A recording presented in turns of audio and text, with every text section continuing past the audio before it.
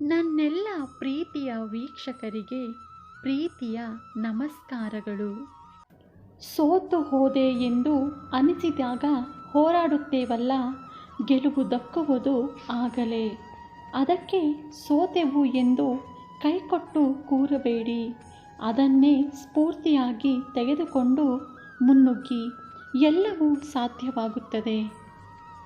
ನಿಮ್ಮನ್ನು ಗಾಢವಾಗಿ ಪ್ರೀತಿಸುವ ಹೃದಯವೇ ಈ ಪ್ರಪಂಚದಲ್ಲಿ ನೀವು ಗಳಿಸಿದ ಶಾಶ್ವತ ಆಸ್ತಿ.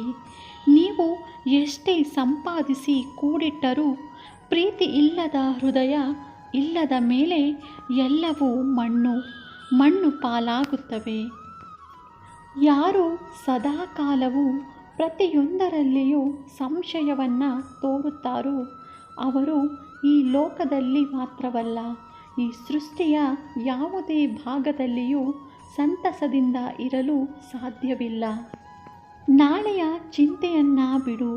ಇಂದಿನವರೆಗೂ ಜೊತೆಯಾಗಿದ್ದು ಮುನ್ನಡೆಸುತ್ತಿದ್ದ ಭಗವಂತ ನಾಳೆಯೂ ಕೂಡ ಜೊತೆಯಲ್ಲೇ ಇರುತ್ತಾನೆ. ನಂಬಿಕೆ ಅಚಲವಾಗಿ ಇರಲಿ. ನಂಬಿಕೆಯೇ ಜೀವನದ ಆಧಾರ. ಅಹಂಕಾರವನ್ನು ಬುಡ ಸಮೇತ ಕಿತ್ತು ಹಾಕಿದರೆ ಮಾತ್ರ ನಿಮ್ಮನ್ನು ನೀವು ಕಂಡುಕೊಳ್ಳಲು ಸಾಧ್ಯವಾಗುತ್ತದೆ. ಮತ್ತೊಬ್ಬರಿಗಾಗಿ ನಮ್ಮನ್ನು ಕಡೆಗಾಣಿಸಿದವರು ನಮ್ಮವರಾಗಲು ಎಂದಿಗೂ ಸಾಧ್ಯವಿಲ್ಲ. ನಮ್ಮೆದುರಿಗೆ ನಮ್ಮಂತೆ ಇದ್ದರೆ ಅದು ಕೇವಲ ಬೂಟಾಟಿಕೆ ಮಾತ್ರ. ಕೆಲವು ನೋವುಗಳು ನಮ್ಮನ್ನು ಪಂಜರದ ಹಕ್ಕಿಯಂತೆ ಮಾಡುತ್ತವೆ. ಯಾರಿಗೂ ಏನನ್ನು ಹೇಳುವುದಕ್ಕೂ ಆಗುವುದಿಲ್ಲ ಹಾಗೂ ಹೇಳದೇ ಇರುವುದಕ್ಕೂ ಆಗುವುದಿಲ್ಲ. ಮನುಷ್ಯನ ಸಮಸ್ಯೆಗಳಿಗೆ ಎರಡು ಮುಖ್ಯ ಕಾರಣಗಳಿವೆ. ಒಂದು, ಅವನು ಅದೃಷ್ಟಕ್ಕಿಂತ ಹೆಚ್ಚಿನದ್ದನ್ನು ಬಯಸುತ್ತಾನೆ. ಎರಡನೆಯದು, ಸಮಯಕ್ಕಿಂತ ಮುಂಚಿತವಾಗಿಯೇ ನಿರೀಕ್ಷಿಸುತ್ತಾನೆ.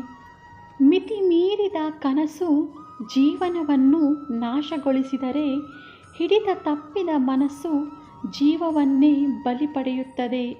ಎಚ್ಚರವಾಗಿರಿ. ಸಾಧ್ಯವಾದರೆ ಸಹಾಯ ಮಾಡಿ, ಇಲ್ಲದಿದ್ದರೆ ಕೈಕೊಟ್ಟುಕೊಂಡು ಸುಮ್ಮನೆ ನಡೆಯುವುದನ್ನು ನೋಡಿ. ನಿಮಗೆ ಸಹಾಯ ಮಾಡಲಾಗದಿದ್ದರೆ ನೋಯಿಸುವ ಪ್ರಯತ್ನ ಮಾಡಬೇಡಿ.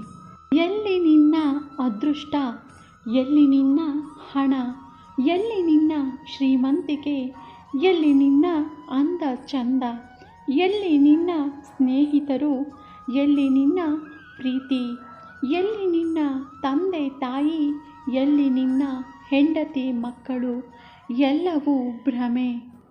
ನೀನು ಸಮಾಧಿಯಲ್ಲಿ ಮಣ್ಣಾದಾಗ ಅವರ್ಯಾರೂ ನಿನ್ನ ಜೊತೆ ಇರುವುದಿಲ್ಲ.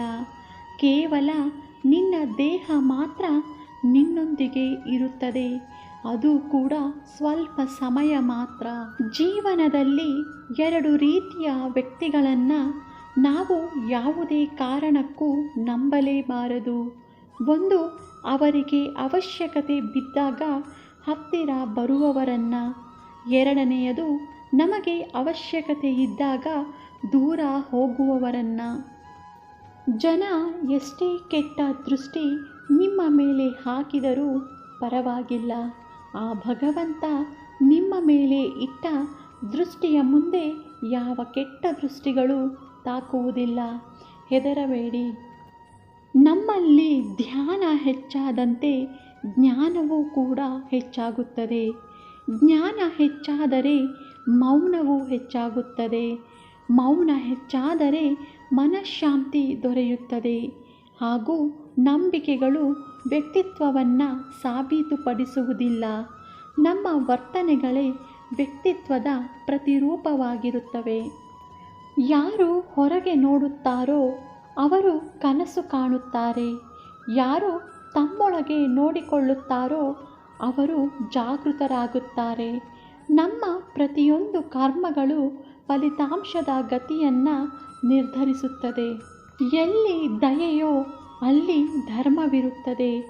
ಎಲ್ಲಿ ಲೋಭವೋ ಅಲ್ಲಿ ಪಾಪವಿರುತ್ತದೆ. ಎಲ್ಲಿ ಕ್ರೋಧವೋ ಅಲ್ಲಿ ವಿನಾಶವಿರುತ್ತದೆ. ಎಲ್ಲಿ ತಾಳ್ಮೆ ಮತ್ತು ಕ್ಷಮೆ ಇರುತ್ತದೆಯೋ ಅಲ್ಲಿ ಭಗವಂತನೇ ವಾಸ ಮಾಡುತ್ತಾನೆ. ಈ ವಿಡಿಯೋ ನೋಡಿದ್ದಕ್ಕಾಗಿ ಧನ್ಯವಾದಗಳು. ಈ ವಿಡಿಯೋ ನಿಮಗೆ ಇಷ್ಟ ಆಗಿದ್ದರೆ ದಯವಿಟ್ಟು ನನ್ನ ಚಾನಲ್ನ ಸಬ್ಸ್ಕ್ರೈಬ್ ಮಾಡ್ಕೊಳ್ಳಿ, ಶೇರ್ ಮಾಡಿ, ಲೈಕ್ ಮಾಡಿ ಮತ್ತು ಕಮೆಂಟ್ ಮಾಡಿ. ಮತ್ತೆ ಇದೇ ರೀತಿಯ ಸ್ಫೂರ್ತಿದಾಯಕ ವಿಡಿಯೋಗಳೊಂದಿಗೆ ಭೇಟಿಯಾಗೋಣ. ಧನ್ಯವಾದಗಳು ಸ್ನೇಹಿತರೆ.